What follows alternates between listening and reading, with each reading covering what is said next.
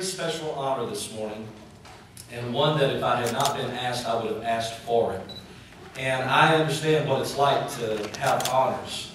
I know you've hugged Dawkins because you've taken pictures with him, but have you ever been hugged by Dawkins? I've been hugged by Dawkins and told what a great job I did with my, what did he call it? He said, your preaching, what did he call it? Your preaching, it's almost like he said preaching trick or something. Your preaching show or something was good. I was like, oh, that's kind of a compliment. Thank you.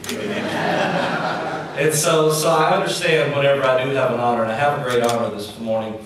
Obviously, our special speaker this morning is Dan Barker, and you already know all the highlights. You know that he was also an evangelical minister, came out in the 80s. You know about the great work that he does with his lovely wife with the Freedom from Religion Foundation.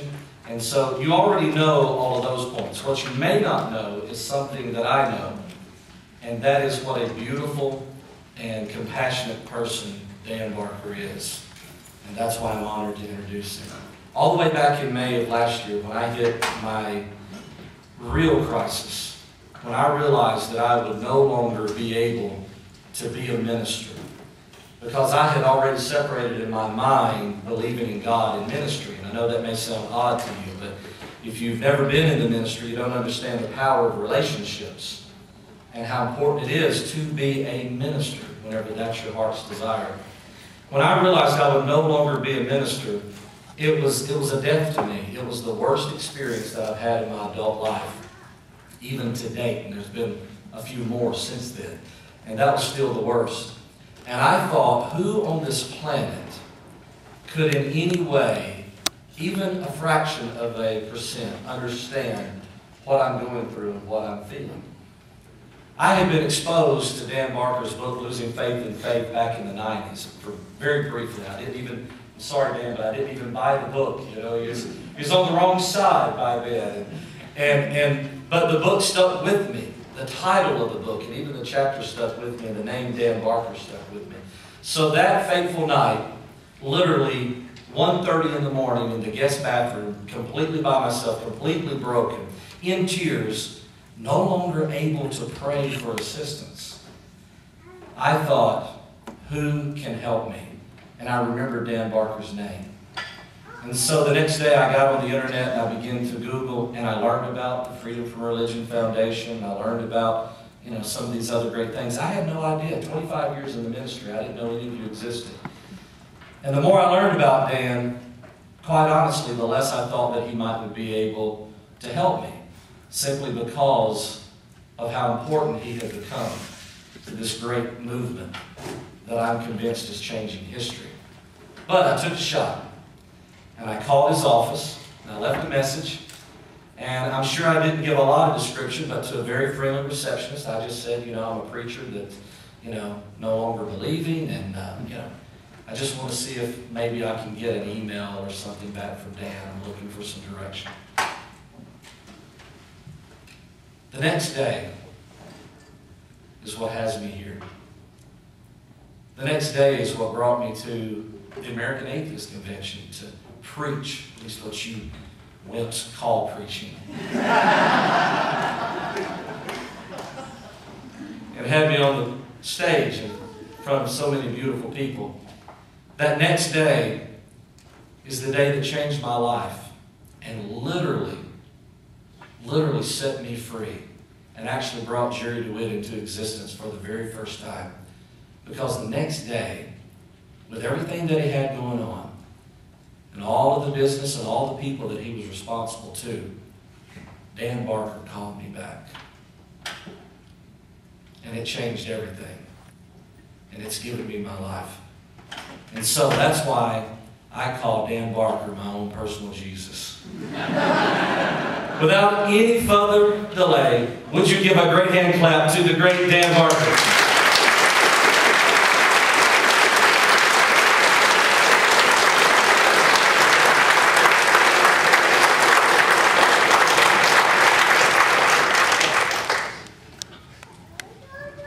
As the new Jesus, though, I ask 15%.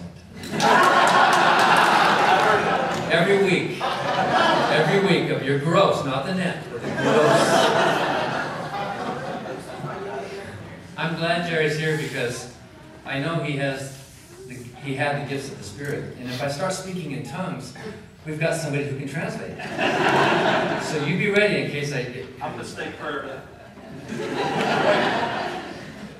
We talk the same language and we understand. There's a lot of atheists that I know, great thinkers, wonderful people, who think that believers were faking it. And I have a lot of atheist friends who think, you didn't really, now come on, that was so nonsensical, you didn't really believe it. And I have to say, yes, I did. I believed it to my core. I preached it, I lived it, I put my life on the line, I lived by faith. I saw miracles. At the time, you couldn't have convinced me that they weren't true. And it was real. I got goosebumps. I got this feeling of this father figure in my mind and this peace that passes understanding. Have you heard that phrase? The peace that passes. There's some kind of, I don't know, it must be some chemical drug thing that hits the cerebellum or something that when you're in that mode, that kind of ecstatic, it's pretty amazing. And if you couple that with your religious faith, it's very affirming and it's very hard to be talked out of. So it's agonizing. I can identify with Jerry. Those moments of realizing, you know, this is so precious and so powerful and so quote-unquote real, but I have to intellectually give it up. So your brain is like, so I'm talking to myself, yeah, I guess, and I'm talking to God. Dear God, help me through it. But wait a minute, you don't exist to you. But it's kind of weird, here I am talking to you, but who am I talking to? But I want to talk to you. Some of you know what I'm talking about. Some of you went through that. So it is a delusion, like Dawkins said. And in the introduction to my book, Godless, Dawkins wrote, he said, you know, people like Dawkins and Hitchens and Harris and Dennett and Stenger, they're great thinkers, wonderful thinkers, amazing thoughts, but they're looking at it from the outside. They're looking at it from the outside in. And Dawkins is right to call it a delusion. I was deluded. I believed it, I felt it, and that whole process of leaving was really horrible. It's gut-wrenching because your brain is just not, it's dysfunctional. It's a horrible thing that's happening, and it takes a while. It took me about a year. I don't know about you, Jerry, but it took me about a whole year before I stopped automatically saying things like, praise God, you know, or, you know, the automatic things that your brain has to, some people have compared it to maybe death in the family, or a divorce, or something that takes a while for your brain to rebuild itself. And that year has long since passed, right? It's long gone, and I only have faint memories of that year of agony, but I know what you're going through. And then Jerry plugged in with the Clergy Project, and became, were you the first convert, I think, out as the first graduate? He came in as a minister, and then left at that time. So, and now working with Recovery from Religion, an organization that he hopes someday goes extinct. Exactly. Yeah, that you know, an organization that you don't want people to be members of for too long, right? What a weird, weird thing. But amazing work, a landing place for those who are losing. They're in the process of losing their faith. The Clergy Project, if you're interested, at clergyproject.org, is for ministers, priests, nuns. We have some nuns, rabbis who are or were preachers in the ministry who have abandoned their belief in the supernatural. And right now we have more than 330 people in the group. About a fourth of them are active. They're in the pulpit right now. Adam, you know who Adam is. That's not his real name, but Adam is preaching in a Tennessee church right now on Sundays. He's stuck. Who's going to hire somebody with a divinity degree?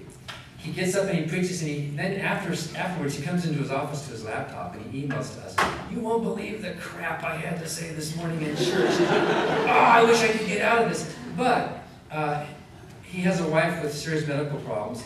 He needs the health care. He loves his family. He can't find secular employment. So part of the Clergy Project is to help. Well, right now we've got some money now to give scholarships for educational retraining. So we're calling it Save a Preacher.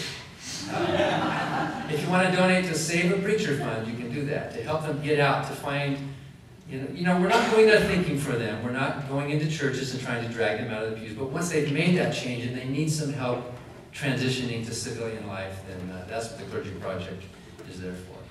So, recovering from religion is kind of like, I was asked to give a talk at a World Religions Conference in all these different world religions, we're supposed to give our perspective on salvation. So the Muslim it was there, and the Roman Catholic was there, and the Buddhist was there, and the Native American spiritualist, and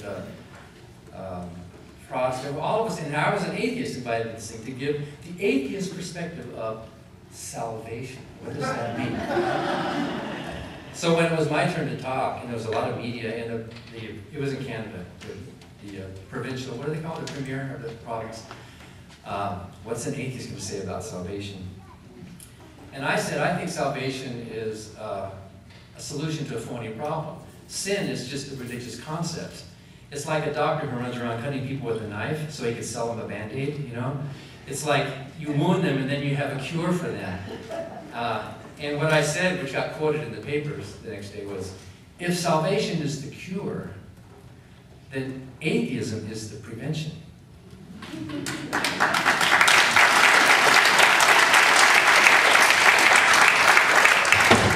So in a sense, if we all can have the prevention in advance, then we won't get sick with it, and then recovering from religion won't even be necessary. You won't have to go to the doctor. And then I quoted Jesus. I said, there are some things Jesus said that I actually agree with. Jesus said, they who are whole, they who are healthy, don't go to the doctor. Only they who are sick. Isn't that something? Admitting that Christianity is for sick people. Well, we used to preach that. We used to preach that. You're ill, you're sick, there's something bad with you, you're wrong, you need help, you can't do it on your own, you need to be saved. And in any event, preaching a better gospel, and gospel just means good news. The good news that there is no hell, no heaven.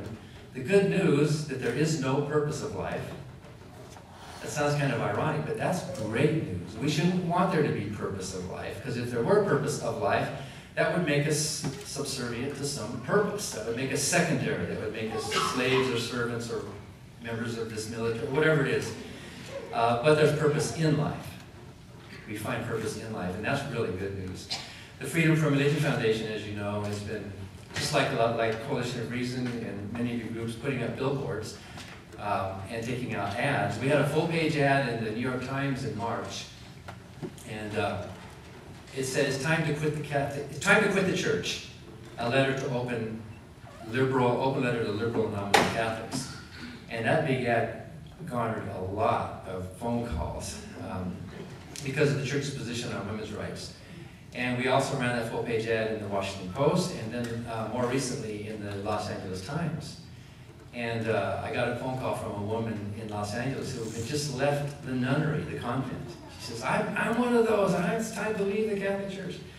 But I got this card in the mail after the New York Times, after that ad ran. It was addressed to me. It has Our Lady of Lourdes Pray for Us on the front. And I opened this card, I thought, wow, a card for me, and my name's in it, and there's these kind of poems and prayers, most loving heart of Jesus, and here's the Virgin Mary with her hands prayed, her hands like, have you ever thought about it though, what prayer is? What's that? What is that? What is that when your hands are together like that? Yeah, it's slavery. Your wrists are shackled and you're no threat to the master, so see, I'm just your humble servant. But in the middle here it says, and this is for me, I have a gift of healing masses. Dan Barker is hereby enrolled in the Trinity Missions Mass Society and will be included in the daily prayers of the Trinity Missionaries, Friday Masses, and a special novena of healing masses. You know, my back is feeling a lot better. Signed by Father Domingo St., whatever that means. And then signed by, I think it was Gloria and Billy have signed it also. So I'm in this thing, I'm now, I guess because they saw this ad, and here's some more poems and things and the like, and I'm thinking, well, what is this Trinity Missions? And on the back it says what it is. Missionary Servants of the Most Holy Trinity. We're a Catholic organization of missionaries. So what are they doing? They work among the poor and abandoned across the United States, Mexico, Puerto Rico, Costa Rica, and Colombia. Well, that's kind of neat. They're working among the poor. Well, what do they do? We work in the heart of inner city ghettos, Native American reservations. Trinity missionary priests and brothers are pastors, teachers, chaplains, and counselors. We visit the sick and elderly, offer guidance to youngsters, and feel the pain of the poor and homeless. So that's it, they feel the pain. I don't know about these guys hanging around Youngstown, but anyway, I'm covered now. If Protestantism didn't work for me, I've got my own special mass. The Freedom from Religion Foundation started in the 70s, and when it started, there was no concept of it becoming a national organization or becoming anything, really. It was Ann Gaylor in the 1970s who owned a newspaper, and she wrote the first editorial in the state in favor of abortion rights, and she got a lot of flack. And so she went down to City Hall. She and her daughter, Annie Laurie, went down to the City County building to testify about a bill that had to do with abortion rights. And there were all these priests there and all these ministers there. And as they were at this public meeting at the City County building, they opened it with a prayer. And they were shocked. And Anne said, well, I thought we had a civil secular government. Why are we, here we are, we're already at a disadvantage. We're here to testify against the role of the church in this thing. And here comes all these people cozying up to the government, all these ministers and priests. And that's not right, there shouldn't be prayer. So she stood up, and in part of her testimony, she said, I object to the fact that you had prayer here. It makes me feel like second class. It makes me feel already like a loser, that you've already had this religion that we're protesting against. And the reporter came up to her and said, you're Ann Gaylor? So what's your group? And she and Annie Laurie, and I'm telling this third hand, but this is basically what happened. She and Annie Laurie looked at each other. Well, we are people who are free from religion. That's your group? Free from religion? And she said, yeah, freedom from religion. That's who we are. So he printed the story, and the next day they started getting phone calls. How can I join your freedom from religion group? This sounds great. And so they started on the dining room table with some index cards, typing up, oh, okay, well, maybe we should start a group. Maybe we could, maybe, and there was a whole bunch of interest. And the rest is history. They did it for volunteers for many, many years. And then they decided for alliteration, Freedom from Religion Foundation sounds pretty cool. Although foundation kind of means a granting group to a lot of people. So we get a lot of those phone calls too. But besides the letters and the beautiful, loving Christian phone calls. And the Freedom from Religion Foundation work primarily to keep religion and government separate. People can have their views. We can all disagree. And Anne has always said from the very beginning that there can't be any religious freedom if you don't have the freedom to dissent. There have to be those of us who can opt out and say no. And she makes the point that the so-called founders of the United States, you often hear the claim, the founders came to this continent for religious freedom. They weren't coming here for religious freedom. Did Governor Winthrop get up in Massachusetts and say, now we have this city on a hill, we now have religious freedom, none of you have to come to church next Sunday. If you want to be Roman Catholic, you're free to be Roman Catholic. You don't have to follow the Ten Commandments. We have a country, they had the opposite of freedom. They set up a little mini theocracy where there were insiders and outsiders. There's that old joke that the Puritans loved freedom so much that they kept it all to themselves. They excommunicated. They were horrible. You had to believe in the Trinity. And besides, they weren't the founders of our country. It was a century and a half later that our country was founded by people who had seen that history of the colonies being divisive, being theocratic, and the founders of the United States of America. I mean, who were the founders? My Native American ancestors, I suppose. Some of them were on this continent 15,000 years ago, which was 9,000 years before the Earth was created. I mean, that's pretty old. Who were the founders? I mean, the founders. Well, the United States of America was founded by people who put together a constitution. We are a proudly rebellious country. Yet there's all these people in the United States who want to submit. Here we are, we fought a revolutionary war. Rebellion's a good thing. We're rebels. We don't want to fit in the box. We want to break out from the autocratic rule of not only the government, but the church over there, the Church of England. And we formed the first country in history to separate religion and government, to keep our government neutral. I can't tell you how many times I've had to explain to callers on the phone the difference. You know, why can't we pray at Memphis? I was on Memphis TV the other night. Some woman called me. How can you're just talking to stop religious freedom. You're trying to tell the Memphis mayor that we can't have prayers before city council. And how many times do we have to explain to these people, listen, there's a difference between free speech and government speech. That simple distinction solves a lot of arguments. You are free to speak. The mayor is free to speak as an individual. We have freedom of conscience in this country. But when the government speaks, when the government acts in any official way, the government should be neutral. We are free in this country to disagree about religious things. That's America. We are not free to ask our government to settle the argument. The government must be neutral, fold its arms, and say, you guys talk among yourselves. When the government itself speaks. And they got the story wrong, by the way. They reported that we are suing the city of Memphis. We would like to. I had told the reporter we would like to, and they should be sued, and they're legally vulnerable. And they're even more than that, they're inviting these ministers in to open city council meeting with prayers, and then they give them these gifts from the city, these tokens of appreciation. So what minister in town does not want to be seen cozying up to the government, to be one of the, the favored churches in town?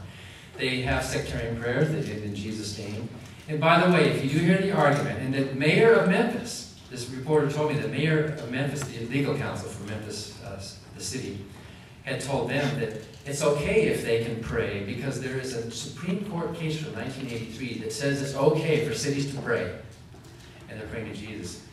And I had to remind this reporter that, well, actually, no, that case hurts them. The 1983 Marsh, you know where Marsh's decision came out of? Out of Nebraska. I heard that Ernie Chambers is going to run again, right? Is Ernie? That'll be, it wasn't been 4 years. Marsh versus Chambers. He lost the case, but that Marsh decision was on extremely narrow grounds. It had to be a prayer in-house that the legislators have for each other, not directed at the public, and it had to be non-sectarian. It could not be a Jesus name kind of a prayer. And the city of Memphis and many other cities around the country are using, they think they have an excuse now. We can pray if we want because the Supreme Court says we have. The Marsh decision, by the way, was a bad decision. It should have been overturned. And no decision since then has ever really been based on the Marsh decision. It was like a little exception that was carved into the law. But you can see how a lot of uninformed governmental actors think, oh, well, I can do it because the Supreme Court said we could. Also, in Nebraska, it was a tradition that started at the very beginning. And it had a long history of solemnizing this event. In Wisconsin, this is a Midwest conference, so Wisconsin's in the Midwest, although it's so far north. They used to have Bible reading in public schools in the 1800s. Public schools would start and all the students would listen to a reading from the Bible. There was a lawsuit taken in the late 1880s that was decided by the Wisconsin Supreme Court in 1890. It's called the Weiss decision. The city of Edgerton, a family sued the state over Bible reading in the public schools. And that decision outlawed Bible reading in the public schools. They used to do it, and in 1890 it stopped, and there have been no Bible reading since in Wisconsin public schools. What kind of a family do you think would take a lawsuit like that? What kind of family do you think complained about the Bible reading in the public schools? Can you guess?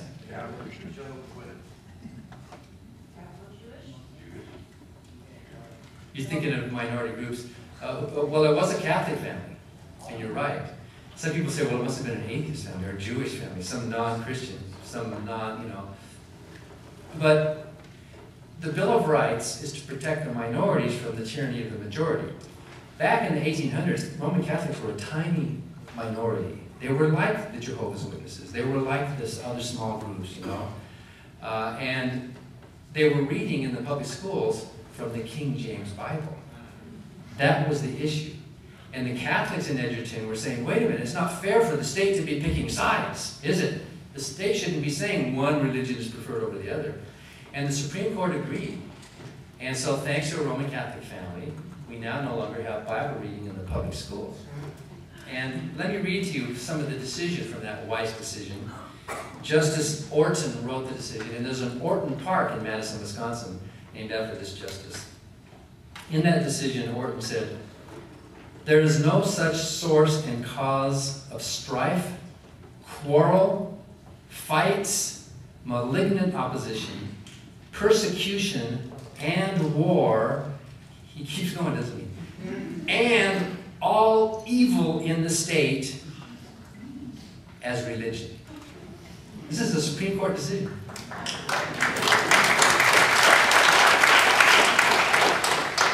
Let it once enter our civil affairs, our government would soon be destroyed. Let it once enter our common schools, they would be destroyed. Those who made our Constitution saw this and used the most apt and comprehensive language in it to prevent such a catastrophe. Can you imagine a judge today writing words like this? Can you imagine someone like Scalia or Roberts thinking like this? But he got it right. Those who formed our Constitution, who wrote the Bill of Rights, how many times did they pray at the Constitutional Convention? Who knows? None. Zero. There was zero prayer. Even though Benjamin Franklin asked for it, and his request is widely quoted by the religious right. He made this eloquent request. It was not seconded. It was sort of embarrassing. They never did pray, at least not formally. Certainly some of them probably privately prayed. How many times at the Constitutional Convention did they make reference to the Ten Commandments? Do you know? Zero. None. And yet you hear the Ten Commandments are the basis of American law. You'd think if it was so important, it would have maybe said something. Where in any of our founding documents do we find reference to Christianity or reliance upon a God? In our founding documents, nowhere. In fact, the Declaration of Independence, which does make reference to Jefferson's kind of deistic God of nature, goes on with a lot of wording which is anti-biblical. One of the most anti-biblical phrases in the Declaration is the consent of the governed. That's not in the Bible. That's anti-biblical. So we live in a country that has this First Amendment which protects the conscience, the freedom of conscience of the minority from the majority. That First Amendment, by the way, has 5 freedoms in it. And we all know what they are. Freedom of religion, speech, press, assembly, and the right to petition the government. And those 5 are sometimes collectively called the freedoms of conscience, which as Americans, our government doesn't grant to us these freedoms. It's not like, here, you can have these freedoms. Our government acknowledges that we possess those freedoms as natural human beings. Because if something can be granted, it could be ungranted, right? So we possess those freedoms. But notice that before any of those 5 freedoms are spelled out, in the First Amendment, the very first words of the First Amendment, first there's a non-freedom that's given. It doesn't start with acknowledging our freedoms. The very first words of our Bill of Rights is a non-freedom, not for us, but tying the hands of the government. The first words of the First Amendment are, Congress shall make no law respecting an establishment of religion. That establishment clause, as opposed to the free exercise clause, it's our bread and butter at the Freedom from Religion Foundation. Anything respecting, and that word respecting is important. It didn't say Congress shall not set up a national church. It said Congress shall make no law, and the courts have interpreted that to mean take any action respecting an establishment of religion. That word respecting means leaning toward, dealing with. Our founders knew that. They saw the colonies. They saw the anti-Catholic hatred of the original Puritans. That really is what drove the Massachusetts Bay Colony. Did you know that? It wasn't that they were being oppressed and they didn't have freedom to worship. It's that they were opposed to the Church of England becoming too Catholic, becoming too much like the whore of Rome, as they called it. They were fiercely anti-Catholic, and they didn't want. That's why they came over to escape all of this, what they thought was a pollution, to come over to build their city on the hill. And if we're going to go back to the views of our founders, then we should kick out all Catholics, shouldn't we? If we're going to go back to their views, we shouldn't let women vote. So the Freedom from Religion Foundation, we know, and all of us here know, that our country has changed, and our founders even said the Constitution could be amended. And we know that now there are issues that are coming today that our founders didn't even imagine. And atheism is one of those things that's changing right now. I think you can all sense it, and I think this conference is one evidence of the fact. And the student groups all over the country, and the growth of all the organizations, American Atheists and American Humanists and FFRF and CFI are reporting a huge growth. Something's happening. There's something changing in the country, and we get to be a part of it. I wish I was in college again, you know? to be a part, to be able to look back and say, I was part of that generation that was turning the corner. Well, our very real corner did turn. Very significant statistical corner did turn last summer, about the time you left the ministry, Jerry. Maybe it was your fault.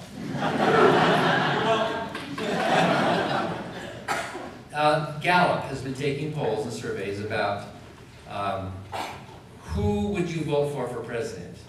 They started in 1958. Well, they started in the 30s, but in 1958 they started with specific questions about. They included atheists in 1958. In 1958, 18% of Americans said that they would vote for a well-qualified candidate for public office who was an atheist. 18%. That means that 82% of Americans would not have. Well, over the years, that's been growing. That went to, did I write these numbers down? It went up gradually. And last summer, Gallup released a poll that put us over 50%.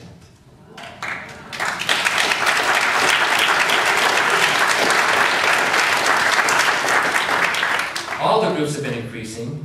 For a woman, it went up from 76 to 95 in that time. For blacks, it went from 77% to 96. I'm using the 1978 numbers because that's the first year that had all of those factors. Jewish went from 82 to 91%. That all went up. Gay and lesbian had the most dramatic increase. In 1978, only 26% of Americans said they would vote for a gay or lesbian. 1978, that wasn't that long ago. Today, it's, where is it today? 68%, right? So it's increased a lot. Atheists, today, they just did another survey this year. We are now at 54%. So something's happening. There's a change, there's a gradual acknowledgement and a maybe more relaxing of the country. Part of it is undoubtedly due to atheists and agnostics like you coming out of the closet, putting up billboards, wearing your pins, starting your groups, having conferences like that. Part of that is undoubtedly due to it, but I think a lot of it is just an organic thing, too, that's happening. Look what happened in Europe. Europe, which has this huge history of religious fights and holy wars, and the 30 Years' War, which started to a large degree over confessional differences like infant baptism and transubstantiation. But now today, most Europeans, in spite of that great history of religious whatever, are now pretty secular. They have these gorgeous empty churches over there. Was it because a bunch of atheist missionaries went over to Europe and started, you need to change? Wasn't it more of a bottom-up thing, like an organic, people just sort of maturing, okay, we're tired of that, we're going to change. Today, most Europeans, especially in the Nordic countries, like Phil Zuckerman writes, are indifferent even. Phil Zuckerman did his great book, Society Without God. He interviewed a bunch of Danes about their views about God. And he knew that there would be very low God belief, and there is very low God belief, although there is somewhat higher church attendance. And a lot of the Danes don't believe in God, but they want to get married in a church, for example. Phil was surprised that 15% of the people he asked in Denmark, do you believe in God? 15% of them said, I don't know, I've never thought of that. Do we, don't we? And Phil said, you've never thought of it? I don't know, no one's ever asked. Can you imagine, in America, finding a person who's never even thought about it? Isn't that nice? I mean, wouldn't that be the ideal society that you've never even thought of? They're raising their family and mowing the lawn and paying their rent. And they're doing their changing diapers. Yeah, I mean, that's their life, right? And God, that's not even a question. So we're making progress, but on the bad side of these figures, even though we're at 54% now, the majority of Americans would vote for you for public office, assuming you're well qualified. It's still the lowest. We're at the bottom of the totem pole. Still. Right now, today, 96% would vote for a qualified black person, 95% for a qualified woman, 94% for a qualified Catholic, 92% would vote for Hispanic. I mean, this shows a lot of progress. 91% for Jewish. Mormon, now it starts to drop.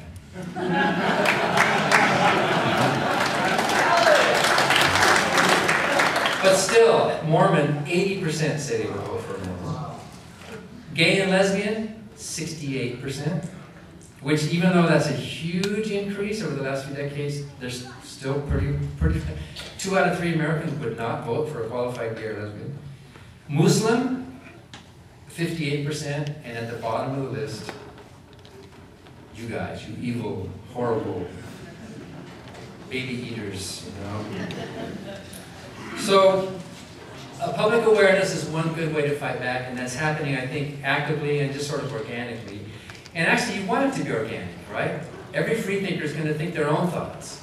You don't want it to be that we've come in from above and that Fred Edwards is now the atheist bishop of America. You know, I mean, you must follow his precepts, right? He's got some good ideas, but I don't think you'd go that far, would you? Not today. Not today. But it has to be bottom up. It has to be that we all did our own thinking. And with all of you, didn't you do your own thinking? It wasn't that somebody came and told you. You admire people who gave you information. You admire experts who have written books. You admire scientists who have told you about evolution. We all admire them, and we have our heroes, but they're not like popes and deacons and elders and bishops who, it's a top-down thing. It's us bottom up. Another way to fight religious incursions into society is through lawsuits. And that's the big thing the Freedom from Religion Foundation has been doing. We've had more than 50 lawsuits since the beginning, and we've lost count of exactly how many, and depending how you count them. But things from nativity scenes. We had a big victory in the early 90s about Good Friday in Wisconsin. Wisconsin was actually shutting down all governmental buildings on Good Friday for worship. It was in the statute. I have photographs of students who were at the Memorial Union Library. We're studying for an exam. They're grabbing the door and it was locked. What? On Good Friday. And we won that lawsuit. And the next Good Friday we went in and the library was packed. People wanted to use that building. So a lot of people take time off. And what the unions did was they arranged their contracts so that people who want to can use that day, but a non-believer can use that day for something else. So if Jews want to use it for their holiday, which seems a little more fair that way. And if the atheists want to use it to go down to Amy's bar, I suppose, that's what we could use it for, to worship down at whatever we do. We've stopped prayers at football games, sometimes through lawsuits, sometimes through letters. We have 4 full-time attorneys now who love their job in our very overcrowded office. This summer we also have 3 legal interns, so there's 7 legal staff furiously working, and they can't get the work done. Complaints coming from all over the country. And fortunately, a lot of the complaints are similar enough that they've worked up these template letters where the legal precedent and the lawsuits, depending on what district they're in, they can hand them off to legal interns who can crank out letters of complaint after doing the homework. So one day, 2 weeks ago, 75 letters went out in one day. 75 letters went out to some public official somewhere. And then there's the follow-up of it. This year alone, there's been more than 1,000 just this year, letters that have gone out. And sometimes the abuse is corrected right then and there. Sometimes the intern will come running downstairs, I got a letter from the city, and they're stopping it, and we made a victory without going to court, without anything. Because they know, so they should know, looking at the legal precedent, and knowing that they're vulnerable to perhaps high legal costs if they want to fight this losing fight. So last year, a whole bunch of letters went out about prayers at football games, mainly in the South. And there was this school superintendent in Tennessee, a black man, a highly respected high school district superintendent.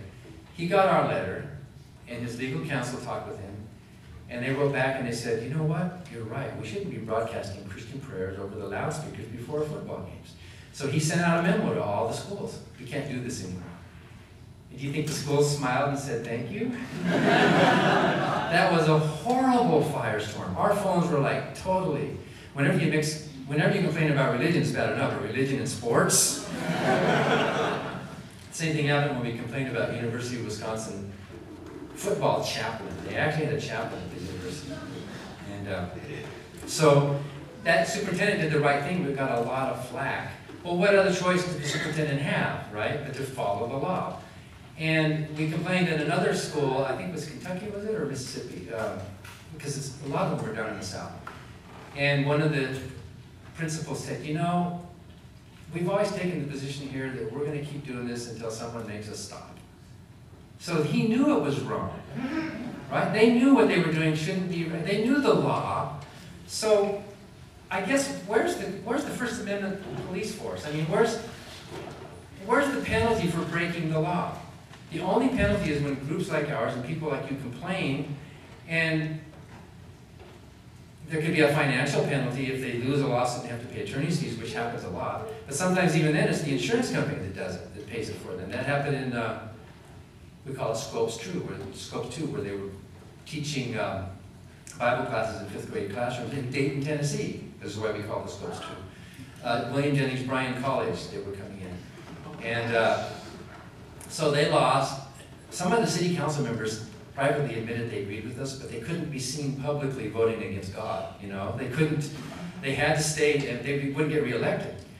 And so they lost really badly in Chattanooga in the federal court. They appealed it. The churches had a fundraising deal to raise money to fight for God, and they lost really badly at the circuit level, and they decided not to petition.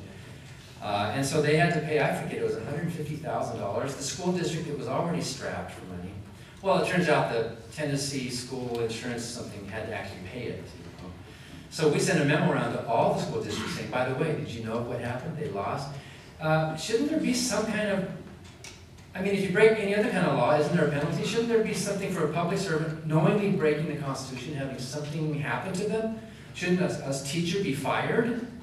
You know, shouldn't a high school principal who prays with students be chatting? You know, I mean, there's nothing that happens unless we have to run around putting out these fires. Marriage savers in our own state. The state set up an office and they hired a minister to promote community-wide marriage standards, meaning no gay marriage is what it meant. And in that case, we were joined by a local minister, a very brave congregational minister who joined our lawsuit, who wants to do gay marriages. So he got a lot of flack, but we won that case very easily.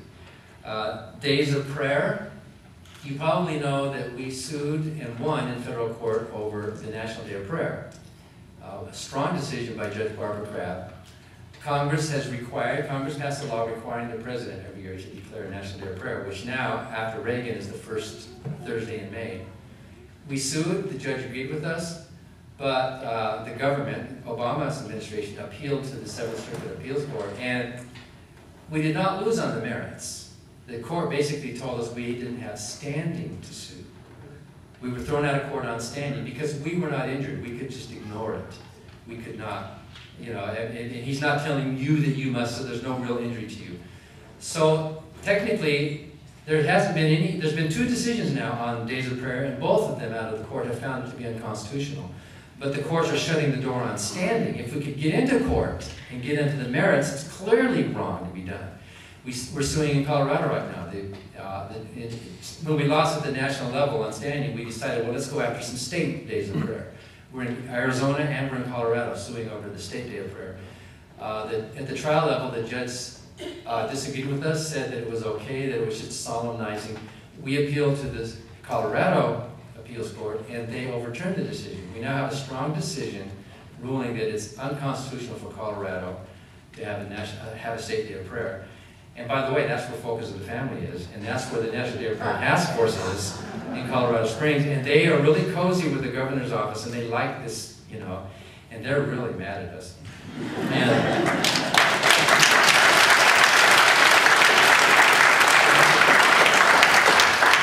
so we're waiting for a shoe to drop. Are they going to appeal to their own state Supreme Court? And they probably will, so the fight will probably go on. But the point is that when you get to the merits of the case, but the state tried to knock us out on standing, and the appeals court reaffirmed our standing. In fact, in Colorado, standing is pretty broad.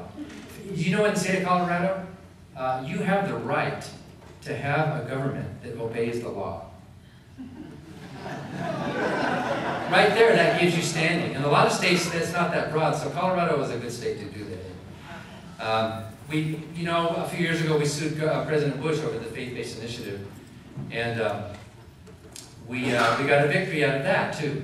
We got a victory out of the court. The appeals court agreed with us, and Judge Posner, if you know who that is, wrote a strong decision in our favor that it was wrong for President Bush to take money to set up this Office of Faith-Based Initiative. So the government appealed our victory, petitioned the Supreme Court, and we went to the Supreme Court in 2007, and the same thing.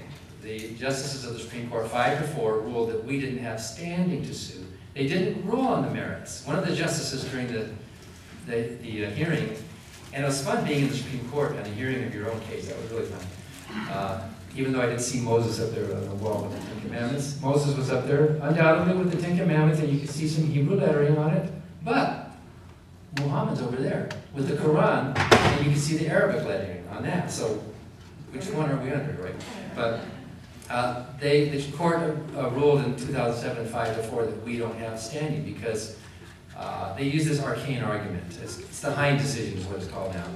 That since there was no direct congressional appropriation with a nexus that connected our taxpayer money through Congress to the president, directed the president to spend the money, even though Congress knew Bush was spending the money on this, even though it was wide open, it turned out that the court said, well, this was Bush's discretionary budget. He didn't have to do it. So you don't have the standing to challenge what he does. You can't challenge what brand of copier machine he buys. You can't challenge what country he decides to invade. I mean, you can't sue the president on all these things.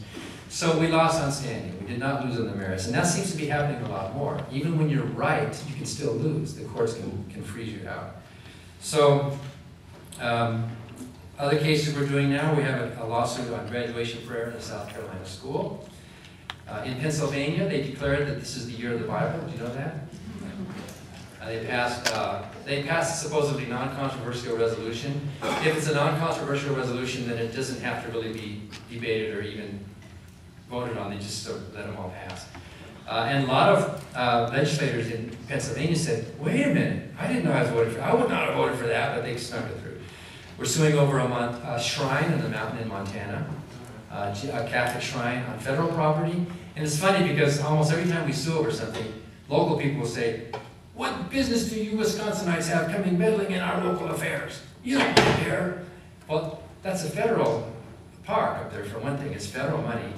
And we have local Montana complainants who are complaining about it, you know. So we're in federal court over that. And they're trying to say, well, even though the Knights of Columbus put it up there to honor Jesus, it's really a war memorial.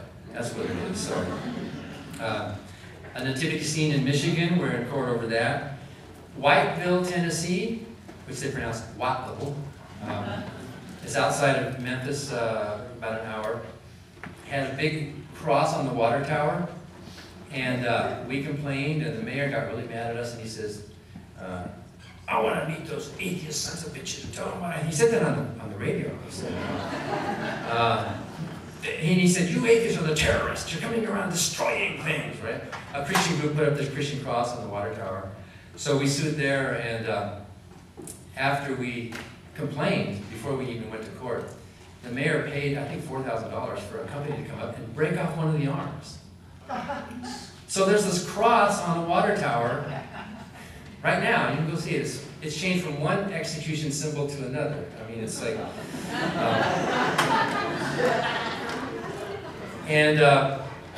we went to mediation on this one. A lot of courts are moving to mediation more. Annie Laurie actually had to fly down there, and she actually met this atheist.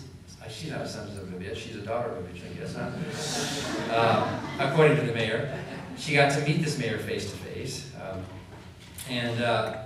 We basically won. We came to a settlement where we won, and we're fighting over money. And it looks like the city is going to cough up $20,000 now for our attorney's fees, which are costing us about $35,000. So we're losing money on the thing, but we're winning the case. And you often hear people say, oh, you atheist groups are in it for the money. You're always in it for that. You know? You're going around, you're roaming the country looking for things to sue, you know, like an ambulance chaser, or we're a nativity scene chaser. You know? We don't have to. You people, I bet some of you have sent letters and complaints to our office that look at what they're doing at my daughter's high school, or look at what they're doing, you know. So we did once, I guess to be honest, we did make some money on a lawsuit once. That case in Tennessee, over in Dayton, we sued for $1, and we got it. And then the attorneys got their money through the insurance company. So we didn't have to pay for anything, but we got $1, and we framed it to send it to the plaintiff. A very brave family down there, very brave family, who were just about run out of town. It was really horrible. It really takes courage to be a plaintiff in some of these towns. Look at Jessica August, right? Look at what happened there in Rhode Island. Who would have thought Rhode Island, of all places? It's one of the ugliest states we've had to deal with. You probably heard about our, we wanted to honor Jessica with flowers. You heard about that story? And no florist in the city would deliver to her. And finally somebody in the next state of Connecticut drove all the way over to, I'll deliver the flowers to her.